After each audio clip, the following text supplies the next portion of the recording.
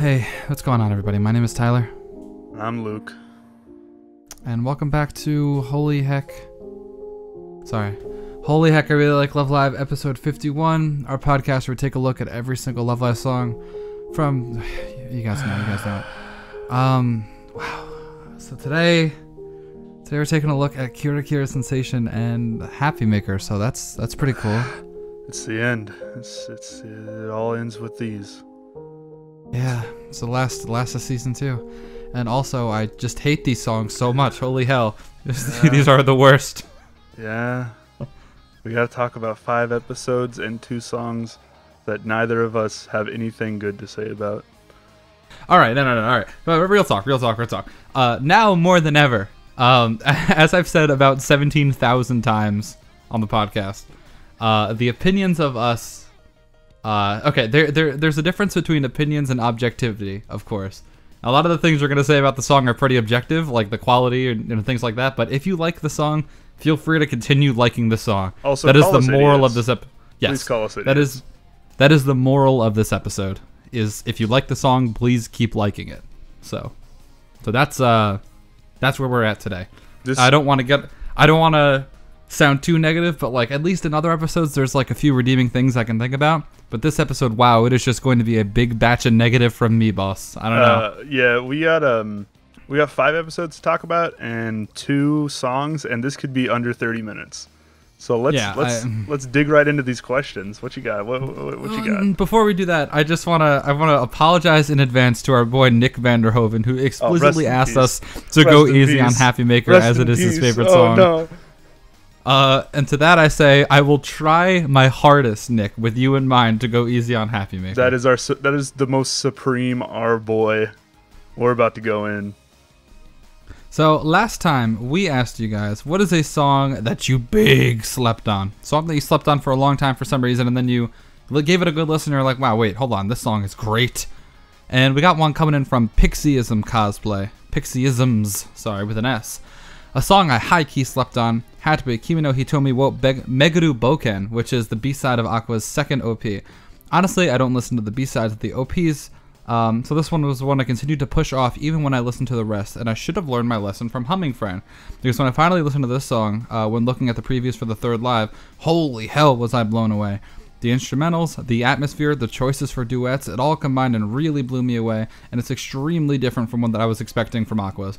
But goddamn, this song had climbed my ranks so quickly after I listened to it. What the crap? 10 out of 10, don't sleep on again. Yeah, I remember when we first listened to the song, Luke and I, it went from like the most hype thing ever to the most like normal song of all time ever. We were like, oh my god, this is Wild Stars 2. It's Wild Stars 2. It's goddamn Wild Stars 2. And then we'd listen to it, we're like, oh, they're just singing weird. It's fine. It's good. So now yeah, totally good. a good song. You gotta listen to OPs though. Or OP B-sides rather. We got, oh, I almost said Wonder Zone. Ooh, that would have been spooky. Yeah, Wonder we Zone, got Wild Stars, like I was saying before. Date Date Amujo is probably the big one that I think of most. So yeah, definitely. Date is 100% the one I think of the most. Yeah. Humming Friend, if that's your thing. Then go ahead. Like actual Wild Stars, I'm pretty sure was it? Yeah, actual Wild Stars. Yeah. Yes. Oh, but anyway. All right, Luke. What about you? We got one from Sweet Swedish Mapping, who's Umizumi, our resident meme master in the Discord. Plug down below.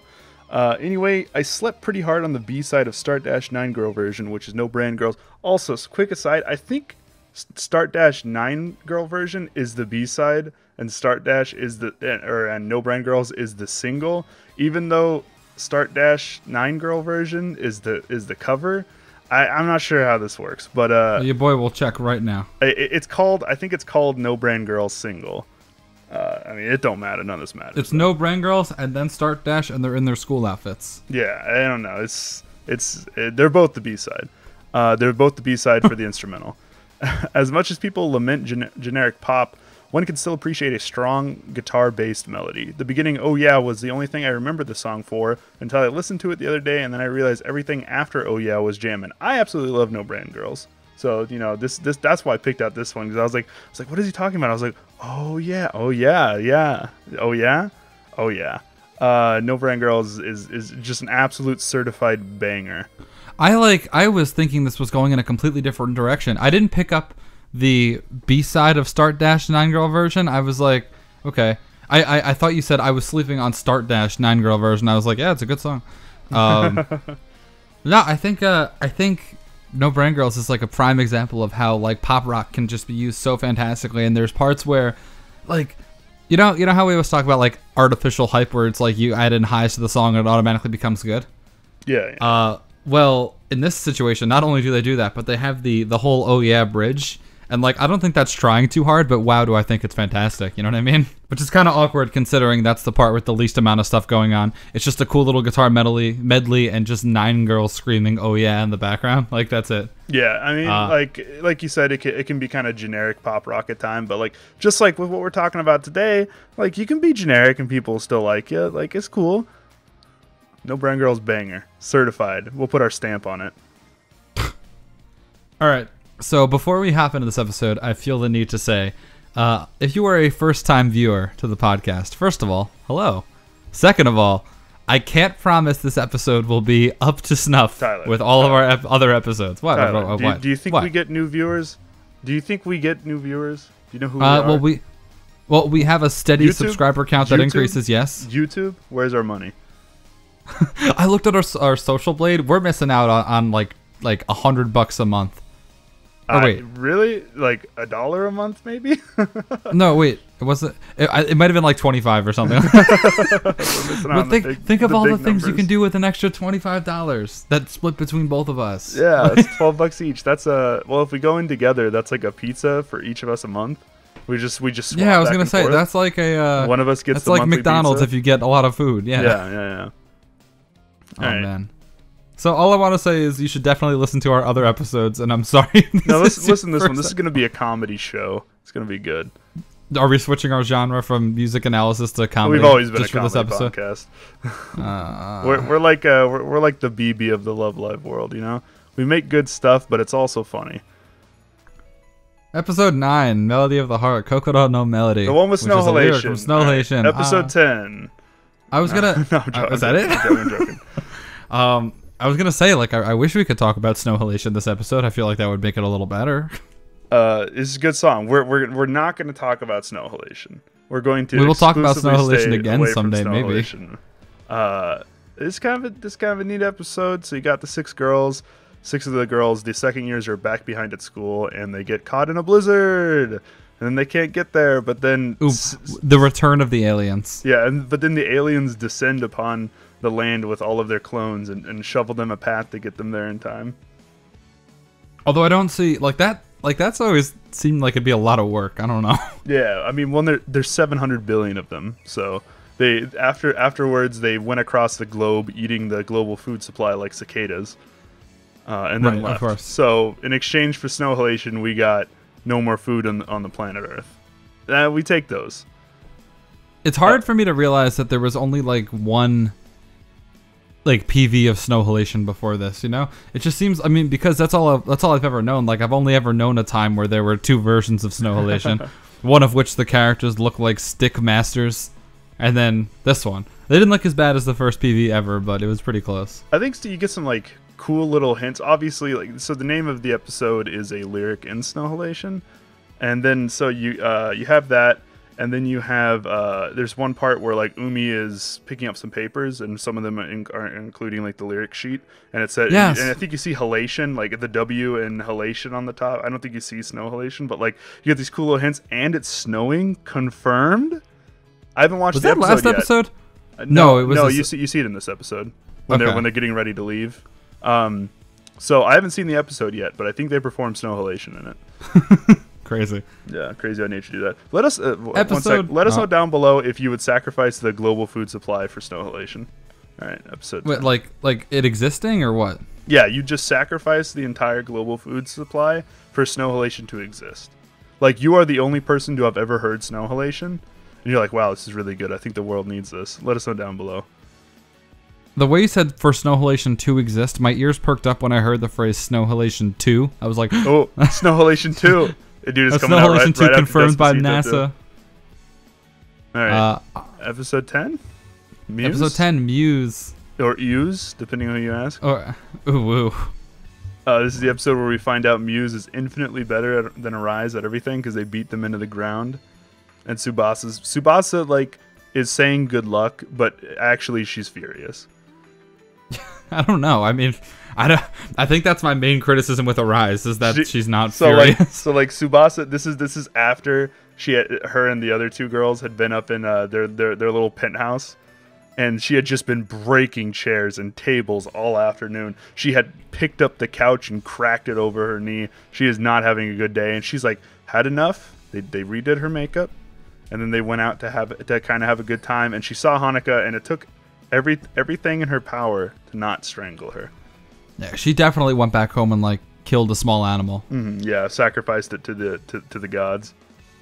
Mm-hmm. The GoPro. Movie spoiler. I don't know, but this episode is pretty cool in just the sense that there was something about Muse that kind of made people want to cheer for them. You know what I mean? It's kind of like how people innately like to root for the underdog, you know, because Muse is absolutely the underdog. If we're actually talking about a serious note for a second, you know what I mean? Yeah. Well, this is always a serious note. Okay, I have something. Have our episode discussions never been serious? I think they've always been serious. I have something. I think I know about this, but let me scroll down to the trivia page on the wiki because I want to see if it's there. Yes. Okay. Confirmed. The other school idol names that were shown in this episode, I think on a computer, right? Or I don't know where it was actually shown. Were actually fan submissions from Dengekiji's magazine. Oh yeah. So that's pretty cool. I don't remember where I read that, but I read it somewhere at some point in time. So that's cool. Oh, it's because they they have to come up with a catchphrase, and then it shows a bunch of the groups up on a big board. So yeah, okay. That's where the names appear in it. Yeah. Right. Okay. We did it. Yeah. Man, this is going just about as well as I thought it would. Episode 11. That which we decided. They decide they all hate performing together, and they're gonna break up after this. Goodbye. The next episode is Goodbye Muse. That which we decided was the episode where I think Yukiho and Arisa were both like, it's time for us to join Muse, and then they're like, no, that's not. No. That's not how it works. No, Muse is donezo, kids. It's time. Well, I don't think they explicitly decided yet. It's just more like we must push off this thought until, until it happens. Well, I'm pretty sure this is the episode where they like go to the bridge and they decide that like after Love Live, like Muse will disband and everything. Pretty like touching scene. They watch the sunset at the beach. Yeah, very sad boys. They have the big cry at the train station, and then they take the really nice picture together. I like. Then that it would picture. just be AKB48. Yeah, I mean, really think about it. Yeah, they journey around having a good time. Oh, this is the episode where everybody's in the little swan carts and the little swan paddle boats, and they're doing. This is the one where everybody wants to do their own thing, right? Yeah, and so they all go do something that somebody wanted to do. So they go do 9 fun things. This is the episode where Yujo no Change plays in the background. Yeah, I think so. Thank you, the trivia section of the wiki. Can we just do a bonus episode, just us thanking the wiki for roughly 10 minutes and 1 second for ad revenue? Thank you, wiki. You're the boy. We'll send them a pizza. We'll send the wiki a pizza. Nice. The outfits that Muse wore during their group hangout are the same outfits that they wore during their covers of A and Friends, Akino Anata, and Fuyu ga Kureta Yokan. Thank you, wiki. That's such a nice little fact. Wow, look at that. Look at that, guys. Go. So like we're generating less travel to the wiki, so make sure to go look at the wiki, because now you guys know that from us, and we're just looking at the wiki. You guys got to go look at the wiki also to make some traffic for them. Thank you, wiki. Episode 12, last live. Unless you had more to say about that episode. I'm all tapped out, dude. Me too. Make it stop. They draw their order for the live, and Nico draws. I think Nico draws. She draws last because she is stink, which is fine, really. And then they go to practice. Save the best for last. Come on. And then they did save the best for last because it's anime. And then they practice, and then they sleep on the rooftop together. And I think Hanayo makes some rice. I can't confirm that last part as I don't remember, but I'm sure that is what happened. I feel like whenever there's a sleepover moment, Hanayo makes rice. That's just like, that just feels correct. That's her thing. She's the friend that asked you to order wings, except it's rice. It's kind of a sweet episode, you know. It's all of them just hanging out for the last time before like music stuff happens. You know, this is the calm before the storm, and then also has the storm. So that's neat. Yeah, I mean, and then also like it's kind of like the lead up episode for the big like final. You know, they do KiRa-KiRa Sensation. And this is last live show number 1 of 1, 2, 3, 4, 5. This is their final live out of 5 of them. So this. What is are the cool. other 5? You have Happy Maker in the Streets, and then you have the one in New York. You have Angelic Angel, and then you have Sunny Day Song, and then you have Bokutachi. So this is last live number 1 of 5. Look at that! Look at that! Look at them go! They don't know they're about to do 17 more songs. Yeah. Yeah. Aqua's There Was No Warning. Wonderful stories that even heckin' happen. Like, Well, yeah, Chica just fell off the rooftop. She's fine. She's been abducted by the aliens all along. That's some deep lore right there. yeah. So I mean, this has the best moment in the series where this is kind of going into KiRa-KiRa Sensation, where Honk Dad breaks out about 17 glow sticks. That's some good stuff, dude. My comment on my anime list for the, because you know how you can write like little tiny comments for each like thing you've seen. Mm-hmm. My comment for SIP season 2 is Honk Dad is an inspiration. Yeah, And that's our boy, dude. I surely watched these last 2 episodes together and then immediately wrote about it on Mal. I think the one for the first season for me was How a Boy Gonna Tell Me Knows Me Ain't the Best Girl. Damn. Whoops. Still second best girl for me. Still a big Pana fan. Best girl. Speaking of which, Maki is lost. Where did she go?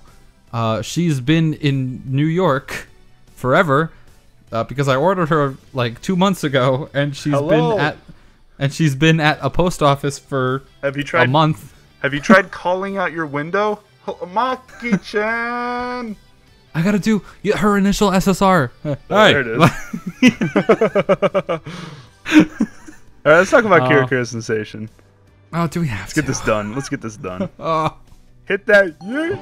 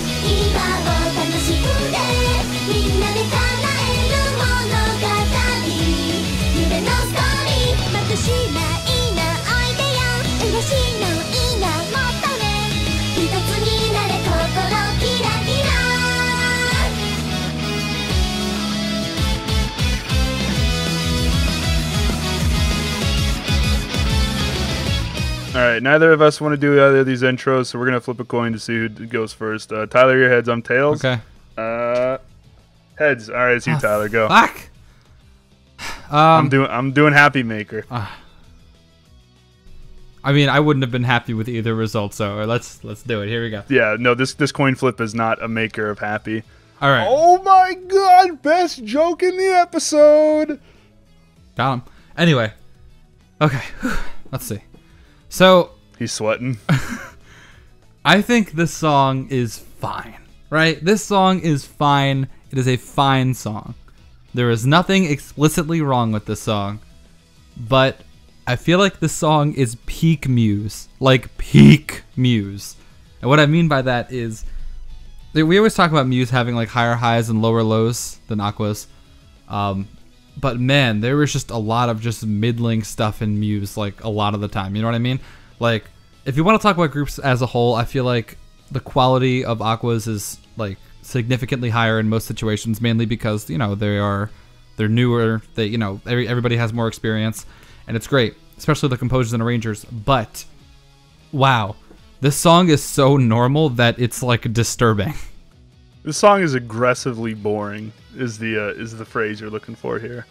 Like, oh my goodness, dude. I just the song digs into you and but not in a pleasant way, you know.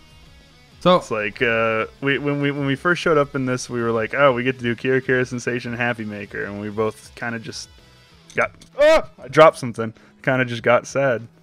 I keep that in there. I don't know. I don't know. All right, so let's talk about the similarities. I think it's really cool. I think it's really cool that the song is very similar to Bokura wa Ime no Nakade, especially the intro. I think that's really cool, especially how they play Bokura wa like immediately afterwards. You get to hear both similarities, like, you know, one right after another. The much better song. Oh jeez. I actually have a note where I directly quoted Luke in saying, "I hate this song. What the fuck is this?" Luke 2018. Dude, it was so bad. Hold on. It was so bad that Luke was like, all right, so a lot of the times we get versions from YouTube like to listen together, and we have to check if they're cursed, because a lot of the times they are, because that's how they get around YouTube's like auto take down your video system. And Luke was like, we were listening to it, Luke's like, this is cursed. I was like, no, it's not cursed. I check. And he's like, I think this is cursed. And I'm like, nope. And then Luke is like, have I listened to the song that little that this just sounds cursed no matter what? There's like, oh god, these two songs, I don't think this is on my short list of songs that I don't think I've ever willingly listened to. Because like some songs that I don't like, I'll willingly listen to like try to Stockholm myself into liking them. I've done that a few times. Never done that with these two songs. Oh man, this is such an unfortunate episode. I think these songs, KiRa-KiRa and Happy Maker, are just so, like, okay, all right. This falls into the category. Can we both agree that if these songs were like a B-side or like the third song on a 3-song single, we'd be like, okay. Yeah. This is Shoujo Ijo. Yeah, it's like fine, no problem. But yeah, whatever. To be the Love Live winning song thematically, and to be the we're happy, galore. Yeah, and to be like the we won everything. Well, I'm like using all my Happy Maker stuff right here. This is bad. Forgot I said that last part. We'll say it all again. Don't worry. I just think this song does not live up to the hype. And like I'm talking about hype like people talking about it, because believe me, I don't know too many people talking about this song, and I'm a part of a lot of communities. I just feel like thematically this doesn't make any sense. Like, you ever play a boss? What? You ever play a game and like the final boss is like revered to be like the ultra amazing bad guy, like completely unbeatable, and then you get to him and you just like use 2 attacks and he's dead? Yeah, like the mini boss before him was just way harder. Yeah, totally understand that. This is that song. Like, you can't. I don't think you're allowed to have a song like this be the song that you win Love Live with. Like, from a lore standpoint, I don't think it would happen, but that's not even what I'm talking about. I'm talking about from like a strictly watching anime point of view. I think this is like an immense disappointment. What is the line? Well, I mean, my disappointment is immeasurable and my day is ruined. I mean, you saw what Arise won Love Live with, so like, you can get by with anything. Okay, let's talk about the best part of the song. Far and away, it is the outfits. The outfits are like really good. Oh, the makeshift Start Dash outfits. They're kind of Start Dash inspired, except they have sleeves, and I think Kotori's color might be slightly different, but yeah, they're definitely inspired. I like the nice little frill that comes off at the end. Those are so good. Can we talk about the you get thighs? Like, highs? The thigh highs. Let's talk about Emetsune's thighs. Like, not just her thighs, but there's lore surrounding Emetsune's thighs. There's this really nice, there's this really cute interview they were doing where they were just talking about stuff before they performed this song at some event, And one of the guys is like, I hear some of you are kind of uncomfortable with the thigh highs, and like all of them were like just laughing about it. And Imitsun meekly raises her hand. Oh, it's so adorable. Oh man. And the sub, she said she like got over it and she's fine now. But thick it soon. I love her. Wow. It's not a good thing when the most memorable thing about a song is media surrounding the song. That's not the song part. Is media and one of the Seiyu's thighs. Yeah. That's a good thing. That's a good thing, dude. I posted a thing the other day. I don't remember where it was. It was like, I posted like a really cute picture of Icon on my Facebook. Like I just shared a picture of her and one of my Love Life friends. Oh, it was Janai. He was on the show. He was like, I think his exact words were like, "Why have thick when you can have stick?" Both with 2 C's. I think like even the choreography is weird. The part where they're like looking up towards the sky and like open their mouth very awkwardly. Like even that's just like it's jarring to me. I'm not a big fan. I don't know, man. Just none of this does it. All right, composers and arrangers. We got our boy. We got our boy. I wrote it down. Hello? Oh, here we go. Koshiro Honda, who is also known for writing Heartbeat, question mark arrow heartbeat, and Heart to Heart. There's 2 songs with heart in the movie soundtrack. That never clicked for me. I didn't even realize that. It's Heart to Heart and Heartbeat, yeah. Heart to Heart's not on the movie soundtrack. Did I say heart? I'm disabled. It's not. Oh. Wait. You okay? Wait. So. Hold on. We need to confirm that I'm the dumbest man alive. No wonder it never clicked for me. It's because it didn't fucking happen. Hold on. I'm pretty sure you said it was the second year song. Well, if it was Future Style, but I don't know if it was Future Style, and I just wrote down Heart to Heart. Like last night, you were talking about something. You like mentioned something like headphones, and I was like trying to look up a guide for RuneScape. So instead of searching for like Within the Light, I literally typed in headphones on Google because you were saying it. Happy Maker. Hold on, wait. Koshiro. Yeah, it's Future Style. I just wrote down Heart to Heart. Why did I do that? Are you okay? You gonna make it? He's stroking out. So, episode stuff, after they performed this, they're all crying because they know they just crushed it. It's a very good song, and they just crushed it. And so they go out and do Bokuro no Ima no Nakade. Bokuro wa Ima no Nakade. Is it a hot take to say that Bokuro wa Ima no Nakade is the best part of KiRa-KiRa Sensation? Yes. I don't think that's too odd of a take. I think that's a little lukewarm take. I've prided myself. 13. Hold on. I've prided myself. We're at about 8:30 on the song right now. 8 minutes 30 seconds. I've prided myself ever since our Nawatobi and I think Anamone Heart episode, where I was like, 10 used to be an incredibly long length for us to talk about a song, and since that episode, we've managed to hit the 10-minute mark every time, not by trying, but just by doing. Because we always have a lot to say, and I'm really proud at our growth as a channel. But wow, do I not have anything else to add to this song that won't just be ruthless about it? Don't worry, it'll happen again in about 5 minutes. I feel very, very bad for you if you were. We're going 0 for 2 today. This happened before. I don't remember with what song, but I was like, I really feel bad if this is your favorite song and we get to it, we just trash it. And someone in the comments in that episode was like, hey, wow, I like the song a lot. And I was excited for it, and then you ruined it. This is the kind of night where we're going like 3 for 24 in the field. We got like 12 turnovers. Coach should have taken us out. We're losing by like 25, but we waved him away. We got to stay in this game and make pad our stats a little bit, make it look a little bit better. And it's just not working out. We've been blocked by the rim twice on dunks. It's just not working out, but it will work out in about 10 seconds. Give us a second. Wait. We did minutes! it! Yay! 10 minutes! All right, episode 13. Come true, everyone's dream. It clicked halfway through your sports ball story. I was like thinking in my head, like, hey, come on, this is going on a little longer. And then I was like, I get it. Alright, episode 13, come true, everyone's dream. The last episode of SIP, man. That's a sentimental. They play about 14 songs. They do. Episode. Happy Maker, Isoda Bonsai, and Oh Love and Peace, actually. Yeah, so about 14.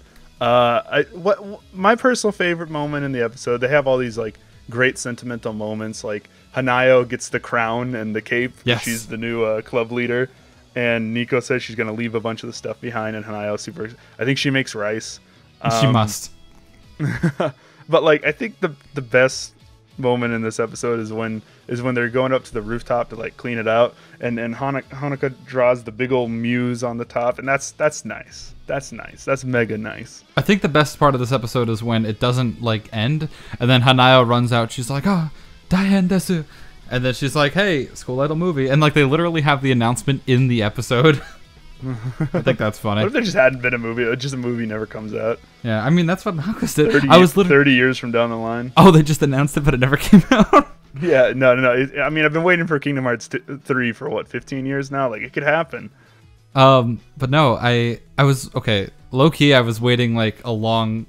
I don't know. I was big deep down praying in season 2 of Sunshine. I was like, "Where's Hanayo to announce the movie?" And she never came. We just got. I lied. It's been 13 years since Kingdom Hearts 2, and it'll be 14 by the time the new one rolls around. Nice. Continue. It's never coming out. I mean, that's pretty much it. Big sentimental, and Hanayo reveals the movie. Essentially, Hanayo pulls the curtain aside to reveal the movie. Oh yeah, and they do Ashu Banzai for the commencement speech for the 3rd years. Like that's nice and sentimental. You get Let's talk about the best part of the episode. You get side ponytail Nozomi. Do we? You see that? Yeah, you get side. You also get Nico Mom. Oh yeah, no, this is a great episode. Is this Nico Mom doing Nico Nico Ni? Yeah. All right. Ooh, very good, very good. So I mean, I'm about ready to move on to Happy Maker if you are. Yeah, let's get it popping.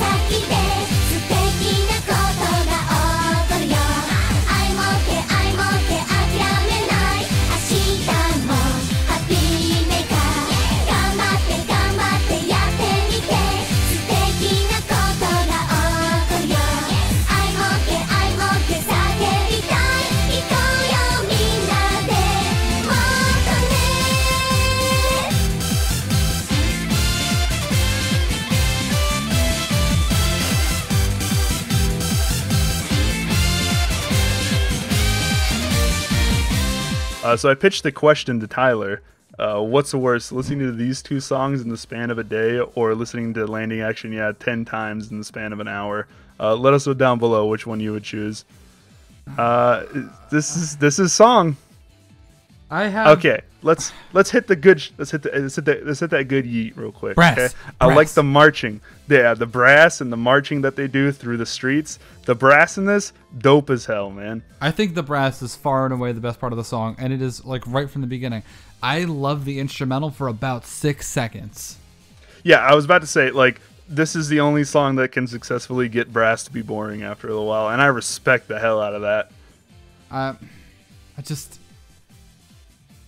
I've never. Sometimes I look to the timer in Audacity. I'm like, how much longer? I've never once looked at the timer in Audacity when there was only 2 digits as opposed to 3. How long can this go on? All right, so Happy Maker.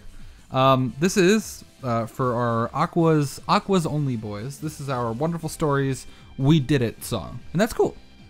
I like that. That's always a nice bonus episode 13 song. When we were budgeting songs for season 2, like how many songs are we gonna get? When are we gonna get the next song? We always had to factor in the episode 12 and the episode 13 songs because those always exist. Yeah. So, real cool that this song exists conceptually. I really like the We Did It kind of songs. There's a big air of like just carefreeness about it. There's like this majesty to the song. Like, yeah, we kicked ass. I like it when the instrumental kind of drops out in the pre-chorus. It's like the bright new day. I remember that happening in there. Luke just, what is a line from the song? What is it? I mean, the song's got like fun little moments. It's just, I don't know. It's just also aggressively boring. All right. They're both that way. I'm going to try my hardest with this song now. I don't know how long I can try my hardest. I will. I've checked out. All right. Let me go on for a little bit. I like the English in the song. The I'm okays. I think it's fun. That lasted about one whole good thing. Yeah, you're really popping off, dude. All right, for real though, I think this song is one of those songs where, while I don't think it is amazingly composed, I think the sentimental value for some people in this song is just the highest. You know what I mean? Like, it's okay for the song to be like this because it's kind of meant to be like this big emotional masterpiece. You know what I mean? So if that's what the song boils down for you, that's what I meant. then good for you. You know what I mean? Like, he's stalling for time. No, come on, I'm serious. Like, I mean, like, no matter what, like this song's job was to be like an emotional, happy finish, and I think for what it did, it's fine. It's like it's a good ending. It's a good, like, you know what I mean? It did its job well. It had one job to be like an emotional, cool song at the end, and it was. You know, song literally has the word happy in the name. But that's an anime context. In listening to it on your phone context, however, don't really want to do that very often. I think where this song, like the issue with this song lies, is that it's supposed to be that emotional song, but well, let's rephrase this. We want it to be this emotional song, this like hyper emotional end of the series song, because it's like, oh, goodbye to Muse, the animation, but like it wasn't. Immediately afterwards, we were ready for that movie Yeet. Yeah, and I so guess this you're isn't right. like, this is a celebration to the end of to winning Love Live, while like we have the emotional stuff happen in the movie, while we want this to be an emotional song, and it's just not. While at the end of season 2 of Sunshine, we have this nice we have these emotional songs at the end, and we just don't have that here. I think I get what you're saying. It's just like with Wonderful Stories, it ends and then there's the curtain call. Like, Sunshine is over. Like, we still have the movie, obviously, but they've confirmed that it's going to be a different kind of plot and it's not going to continue from where they left off. Like, that was the end of Sunshine. And I probably like this song a lot more if I was around for the end of Muse. Probably. Mm-hmm. I think you probably just missed this song, right? I missed this song by about half a year. Okay, I thought, because I got into Love Live around the time when the movie had just came out. Gotcha. The movie had came out a couple months prior. I can't imagine someone 5 years from now, if Love Live is still going on, hope it is, someone 5 years from now will have nearly the connection I have with Wonderful Stories. I can't imagine that happening. Yeah, right. So I feel like, in a way, a lot of Muse people, like, people that have been like in the franchise for a long time, might look at this review and go like, are you crazy? The value's there, the sentimental value's there. But it's just, I feel like Luke and I kind of like missed out on it. Like, we knew by the time that both of us were in here that Muse did a lot more stuff. You know what I mean? Like, not only lives, but singles too. And there was a lot more music. There was a lot more animation in the form of a movie. There were more... There's a lot more sentimental stuff. Yeah, and there was just like... there was just more content that this, like, we knew from the get-go. Like, us right now, we don't know how many more songs Aquas has. Like, there was no finite amount.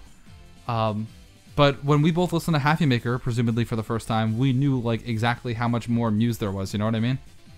Yeah. So I think that the song gets a bit lost on us, honestly. Like all the bad things aside, I just don't think we can possibly have the same level of connection someone has when they were hyped for episode 13 to come out on a Saturday or Sunday or whenever it was. You know what I mean? Yeah, we can't do this song justice, and honestly, I don't want to. Gee. Damn. Dab. Yeah, dab. You got any composers and arrangers for this one? I had more to say about it. Believe it or not. Well, hot damn. All right, follow me on this one. This is just a feeling I've always got when watching the song, especially paired up with the PV from the actual episode. I know this is a weird thing to say because it's like almost certainly not meant to be this way, but do you think this song is like a little like weirdly pretentious? Yeah, there's like this aura. There's this smug aura about this song, and it mocks me. And I can't place it, but I definitely agree with you. I think like the main thing comes from like something here. Honoka like marching through the school like triumphantly and like waving to girls as if they were like 5 miles away, like peasants. They're peasants to her now. Yeah, like actually though, like I'm completely serious. Like she does like the like arms all the way extended like double hand wave, and that'd be fine if she was on like a parade float, I guess. But it's just so weird, like because essentially her hand is like a foot from their faces, and she's like just waggling. I am above you. Teaching them a goddamn lesson. I don't know. There's something about this song, especially the beginning, that just seems so weirdly pretentious to me. I don't know. Maybe it's the marching through the school hall for some reason. I don't know. That's a good guess. That's a good guess. I'd go with that one. Yeah. It's just so strange. I really can't put my finger on it. But there's that. Composers and arrangers. Wataru Miyaguchi, sorry, who has also done Kadoka na Heaven and Daydream Warrior, if you can believe that. Dude's got a repertoire, man. He didn't break it out for this one though. Wow, those God damn. Those are 2 songs that exist, and they're very much higher on my list than this one. Wow, this is the worst episode. Yes. Are you ready for question time? We got 2 of them for you guys this week. Are we? Yeah. Yeah. Wait. Fave. 9 minutes. It's the best. It's the best we can do. I'm sorry. I'm copping out. I really can't get a minute long sports ball story for this one. Okay, question time. We got 2 of them. First one? Pretty easy. What's your favorite season 2 song? Second question, is this the worst episode ever? That one's for you guys. That one we can't really grade that one. I think episode. No, just the worst episode in the history of episodes of anything. Yeah. This is right up there with the Caveman series premiere. Caveman? Remember that Geico show? There was where they took the Geico. Yeah, they took the Geico Caveman and they made a show for him. Was it a pilot? Just one? I think it got okayed for a season. And it did not go anywhere. They did not air the entire season. I think they did 3 episodes. Wow. Yeah. I gotta watch that. So favorite song from season 2? What you got, Tyler? Snow Halation. No, it doesn't count. We can't count Snow Halation. Can't count Snow Halation? Okay.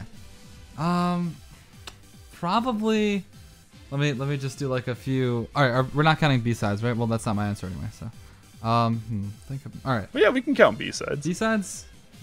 Yeah, of course they're in the season. Hey, you're only doing that because that's yours. Here, no. I got you one. Love Wing Bell. I was gonna pick Love Wing Bell, but I was double checking to see if there was anything else. Let's both pick Love Wing Bell. Are we both picking Love Wing Bell? Easy. Let us know down below why Love Wing Bell is your favorite song from season 2. All right, I'll say something shorter than I normally would, so that leaves you open to say something shorter than you usually would about Love Wing Bell. Here we go. Love Wing Bell, I would have never picked up on had I not listened to it like before the episodes. And like I don't know, that was my song that slept on me super hard, or that I slept on rather. And I think it's fantastic. I think everything about it is great, except for the part where there are no solos in the original. What I'm saying is the reason this song is so great is because the solo mixes came out. All right, Luke, say something nice about Love Wing Bell. Yeah, that was nice and short. Love Wing Bell has got 6 members. That's fucking dope as hell. It's got nice vocals. That's all I got. Season 2 of SIP, I'm going to be honest with you guys, not super hot on it. As far as songs go, except for Snow Halation. Yeah, snow halation That is doesn't the count. saving grace. Oh, episode 9 songs are always great, except for wonderful story, wonderful stories, wonderful zone. That's the one. Yeah, wonderful zone. Me. I want this episode to win. All right. Well, the good news is that next episode we are not doing SIP season 2. Get me out. I want out now.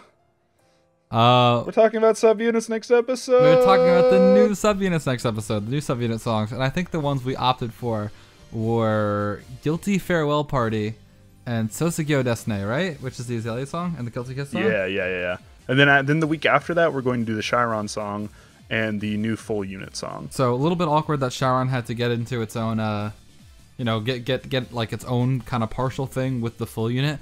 But at the same time, if we didn't do that, then we'd have a 3-song episode and a 3-song episode, which honestly neither of us wanted to do ever. No, I hate 3-song episodes. I'm growling. I want to go back to 6-song episodes like our first. 6-song episodes with 5 minutes. Oh man, episode 1 might have been better than this episode. Yeah, I want out. Okay, talk to you guys next week. All right, from the deepest bowels of my heart, I apologize for this episode. From the deepest bowels of hell came this episode. I kind of like feel like I need to be like at a press conference, like at a podium, like holy heck, humbly apologize for this episode. Oh my god. Goodbye, everybody. Thank you. Please don't unsubscribe and stick around for next week. We're gonna have like 3 dislikes on this episode. I know. All right. See you, boys. Talk to you guys next week.